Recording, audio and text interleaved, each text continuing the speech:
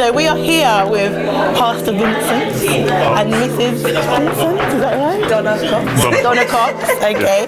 And we just want to see how the event has been for you. How are you feeling? You know, we're at the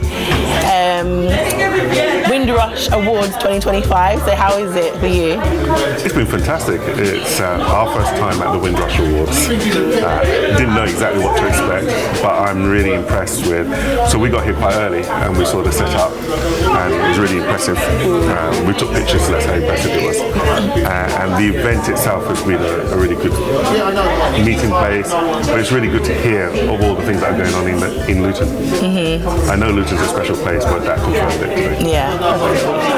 So tell us a little bit about yourself, Pastor Vincent, who you are, what you do. Okay, so I am the senior pastor at the New Testament Church of God in Luton, and I pastor alongside with my darling wife. We have 2 sons, and we work extensively in the community. So one of our more recent activities is roller skating. So as a church, we decided there was an opportunity for us to buy 160 pairs of roller skates, which is what we did back in August. And we did a trial event, and that event was really quite successful. We had about 80 people turn up. Then we did another one in October, which had a few more, and in December we had 146 people turn up. And we did our last one on the 7th of February. So we're trying to do it every 6 weeks. It's to just get Luton active, Luton moving, reduce obesity, because that's one of the Luton 2040 targets, and it's our contribution to the community. Other things that we are doing, we've got a Health and Wellbeing Day coming up on the 29th of March, organised by my wife. It'll be the 4th year that we'll be doing that, and that's at Central Baptist Church. And again, it's about the health and well-being of the town. I don't know can you get close and say anything about it? Yeah, no, everybody is really invited. We're having, different presentations, so diabetes, bone health as well, your spiritual health, your physical health. So just looking at those different perspectives of health, and really just wanting to get the message out there to have a healthy Luton, healthy people in the town. So I think that's what it's about, really. Thank you. So how do you know Bob? Like, he's one of the organisers of this event. Like, what is your journey with Bob? What is your connection? Okay, so we've been in Luton 10 years this year, and I think I first came across Bob at a community event, and he came over to me, we started chatting, and we got on really well. And then I kept on bumping into him in town with his leaflets and his flyers. And we really got a good relationship going through there. He supported some of our events, particularly the Health and Wellbeing was one of the last ones he came to. And I've started to understand and appreciate his influence in the town.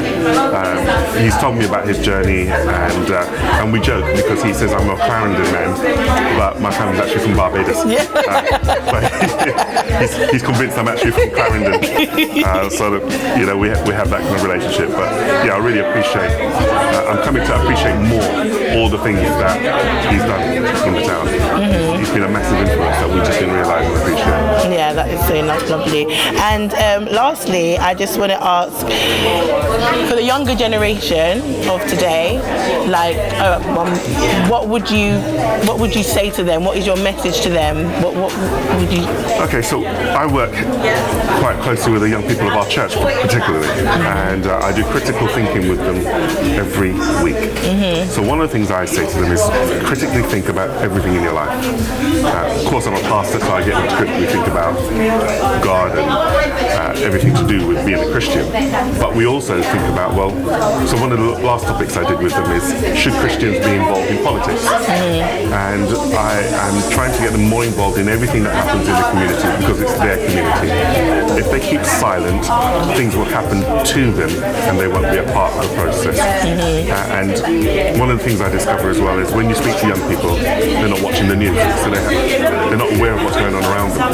And so I'm saying to them, be aware of what's happening, be a part of what's happening, be a change, and be the change you want to see.